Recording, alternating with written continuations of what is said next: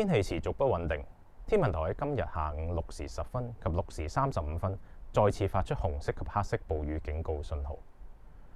渠務署緊急事故控制中心已經喺下午12時10分啟動，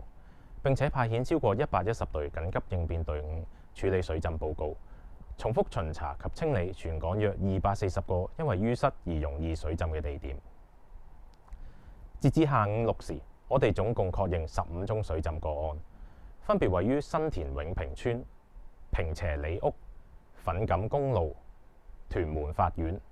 坪輋塘坊村、上張圍、流浮山網井村、屯門逸園路附近地盤、羅湖德月樓停車場、連麻坑路、屯門井頭村、屯門山景村、天水圍天福路、上水寶石湖路行人隧道以及錦上路近蓮花地。經過渠務署緊急應變隊伍嘅努力，以及強力排水機械人龍吸水嘅協助下，我哋已經完成清理其中12宗水浸個案。我哋而家現正全力處理以下3個水浸個案，分別位於屯門逸園路附近地盤、羅湖德月樓停車場以及錦上路近蓮花地。渠務署會繼續與天文台及路政署保持緊密聯繫及合作，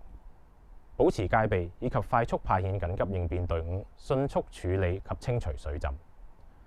喺惡劣天氣情況底下，暴雨可能會令河水突然暴漲。為咗保障生命安全，市民應該遠離河道及排水道。如果市民發現排水設施淤塞或者水浸，請致電24小時渠務熱線2300-1110通知我哋，我哋會盡快派隊伍處理。